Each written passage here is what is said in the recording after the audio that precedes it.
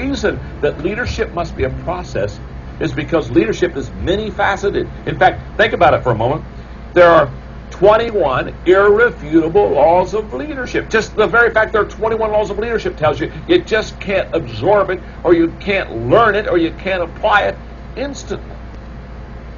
I was doing a leadership lecture in, a couple years ago, doing a conference. And I'll never forget, during the break, I was signing books, and this kid came up to me, and he was just out of college, and kind of probably a business major, and he was all excited about leadership, what he was learning. And I could see his passion. I love kids, because they just have great passion. So he came up to me, and he kind of gets in my face a little bit, and he said, "Okay, John," he said, "I love this leadership stuff.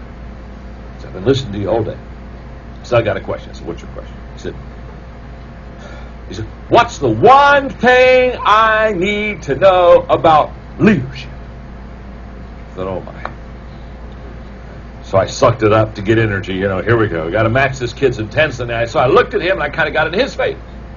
And I said, "The one thing you need to know to be a great leader is that there is more than one thing you need to know to be a great leader." In fact, I said there are 21 things that you need to know to be a great leader. Now, you see, here's the kid. What's he doing?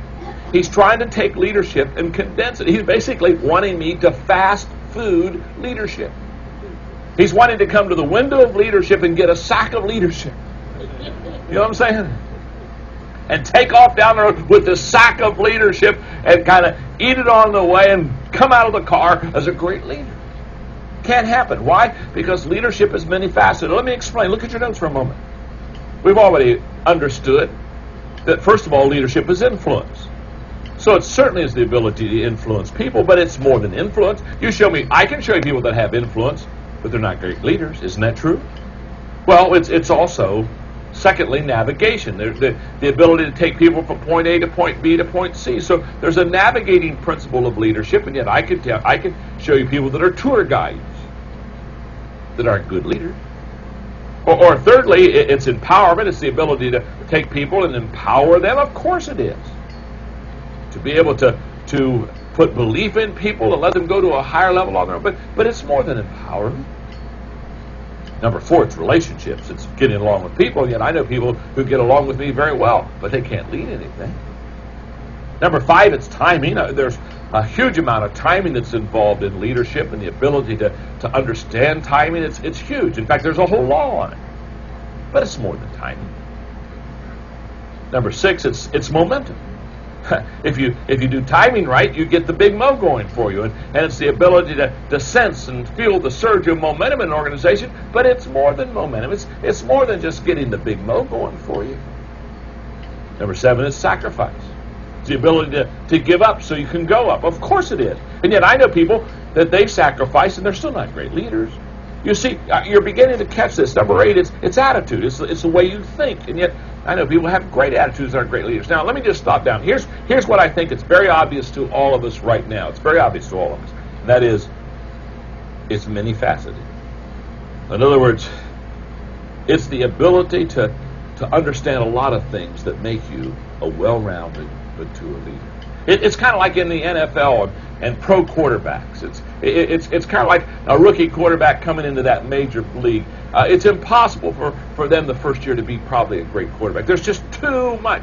I was up speaking the other day with Cleveland Browns and Butch Davis and the crew, and they were talking to me, and I literally had a guy give me a 30-minute teaching on the quarterback and all they have to learn in their first year. And I was amazed. I thought, oh my goodness.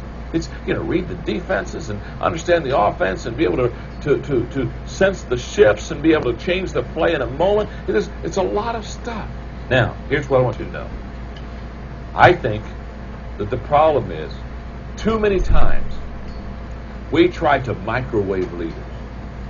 We put them in a microwave, we get them in our company and say, oh my goodness, I got to develop some leaders. And I got this Maxwell stuff. He said, develop leaders. So come here, I want you to be a leader. I think you can be a leader. Here, get in the microwave. We push them on here, push a few buttons and zap them.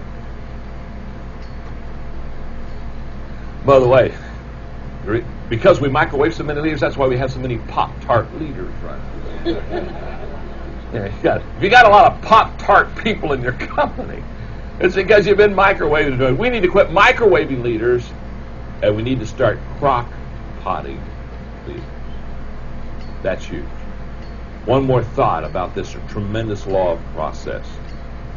That is, the secret of our success is discovered in our daily agenda. What we do every day is the secret to our success. Not what we do at one moment, or not what we're going to do sometime. A couple of years ago, I wrote a book called Your Roadmap for Success. And I'll never forget, when I wrote the book, my publisher wanted to call it Your Roadmap to Success. I said, no, you can't call it the Roadmap to Success, because there's no such place as success. Is not a destination. It's a journey. It's a process. So many times we confuse true success with what I call recognition of success. It's like my friend one time said to me, he said, John, he said, all my life I've worked hard at being an overnight success. Bingo.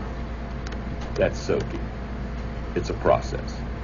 The law of process says leaders develop daily, not in a day.